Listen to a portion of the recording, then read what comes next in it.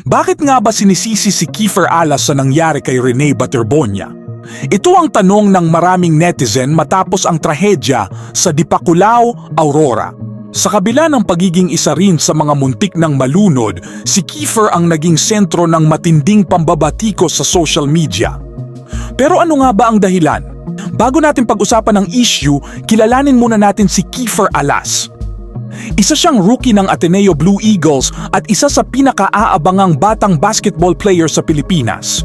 Anak siya ng veteranong coach na si Louie Alas at nakababatang kapatid ng PBA player na si Kevin Alas. Bago pa man siya maglaro sa UAAP, nakilala na siya bilang standout player ng De La Salle Zobel at naging bahagi rin ng Gilas Pilipinas Youth. Ngunit noong team building at conditioning activity ng Ateneo Blue Eagles sa Dipaculao, Aurora, naganap ang trahedyang kumitil sa buhay nina Rene Baterbonia at Divine Adili.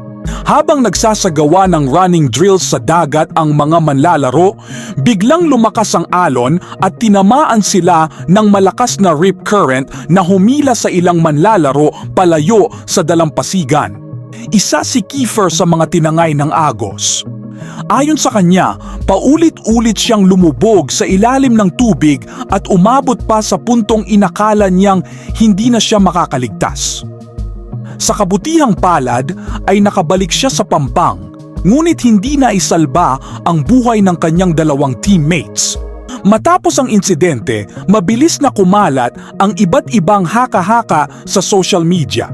May mga nagsabing may naganap umanong hazing, habang ang iba naman ay nagpakalat ng kwento na may inggitan umano sa loob ng koponan. Dahil kilala si Kiefer at galing sa isang prominenteng basketball family, siya ang naging pangunahing target ng mga akusasyon. Lalo pang lumala ang sitwasyon nang kumalat ang isang larawan kung saan makikitang nakatayo lamang siya habang binubuhat ang katawan ni Divine Adili. Marami ang nagsabing tila wala siyang pakialam sa nangyari. Ngunit nilinaw ni Kiefer na bago kuhanan ang larawang iyon ay kagagaling lamang niya sa pagtakbo upang habulin ang ambulansyang nagsakay kay Rene. Pagbalik niya sa lugar ay tumulong din siya sa pag-asikaso sa mga biktima, ngunit hindi na ito nakita sa kumalat na larawan. Nadagdagan pa ang mga espekulasyon dahil halos isang linggong walang opisyal na pahayag mula sa unibersidad at sa mga manlalaro. Dahil dito, maraming netizen ang gumawa ng sarili nilang bersyon ng nangyari. Nang magsalita na sina Kiefer at ang iba pang survivors, may ilan pa ring nagsabing scripted lamang umano ang kanilang mga pahayag. Dahil sa mga akusasyong ito, nakaranas si Kiefer ng matinding cyberbullying at maging ng mga pagbabanta sa kanyang buhay. Ayon sa kanya, bukod sa pagkawala ng kanilang dalawang teammates, sila pa ang itinuring na may kasalanan kahit sila rin ay mga biktima ng trahedya. Ngunit nang matapos ang investigasyon, walang ebidensyang nakita ang mga otoridad na magpapatunay sa mga kumalat na aligasyon laban sa mga surviving players.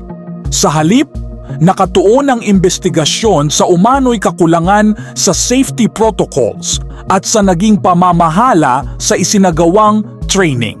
Sa huli, ipinakita ng insidenteng ito kung gaano kabilis humusga ang publiko. Ayon sa PNP-CIDG, ang mga reklamong kriminal ay isinampalaban kay Tab Baldwin at ilang miyembro ng coaching staff, habang walang isinampang kaso laban kay Kiefer Alas at sa iba pang surviving players dahil itinuring silang mga biktima at testigo.